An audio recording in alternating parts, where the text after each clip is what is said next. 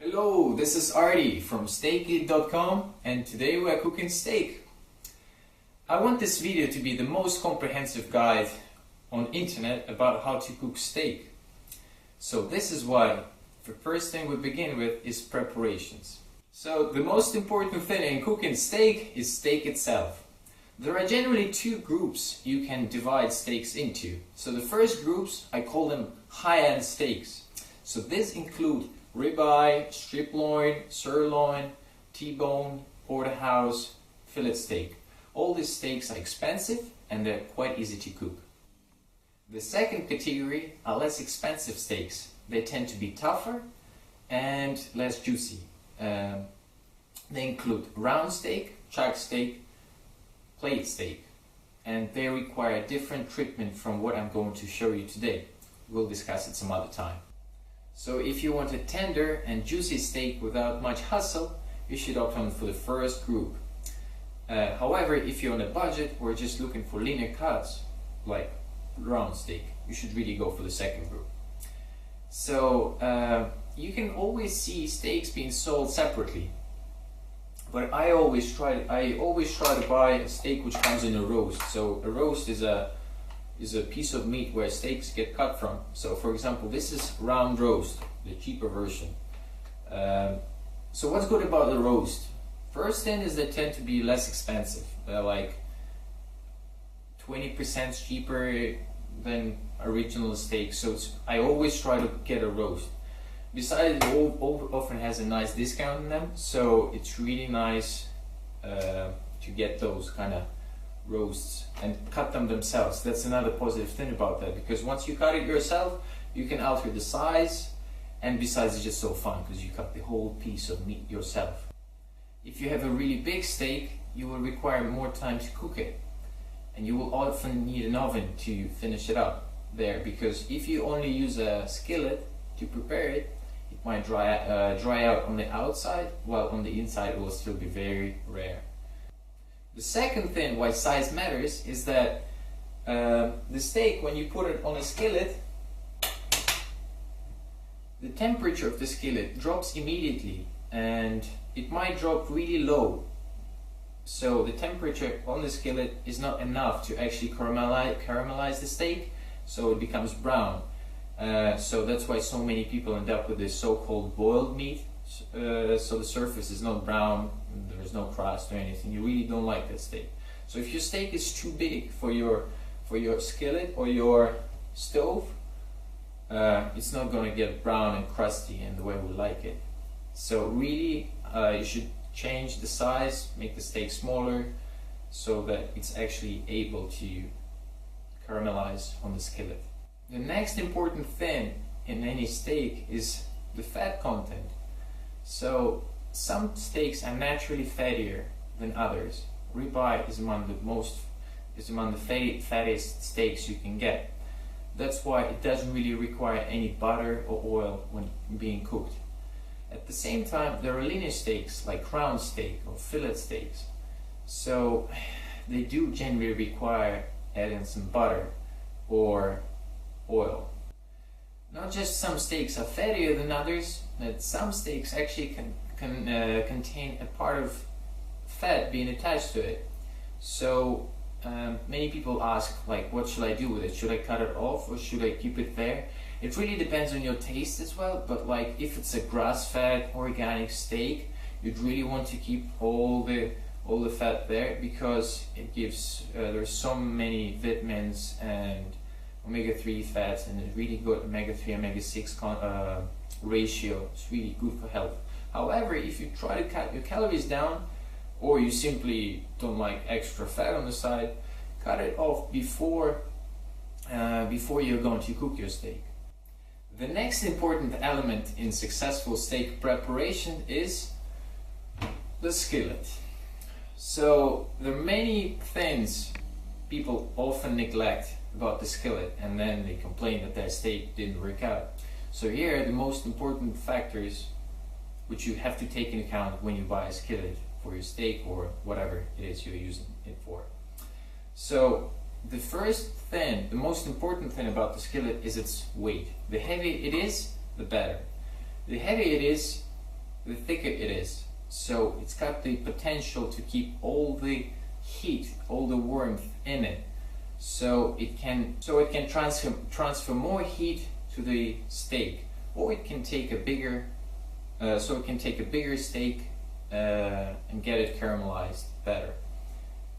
So the next important thing is that some pans, when you buy them first time and then you warm them up, or maybe not the first time you get them, but if you use them often, some low quality pans or skillets, the bottom is not flat anymore. It becomes deformed because of excess heat or unstable temperature.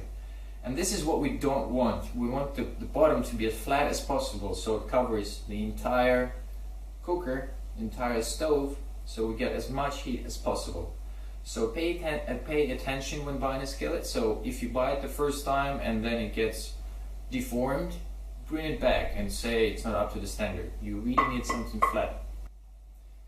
The next important point is the handle.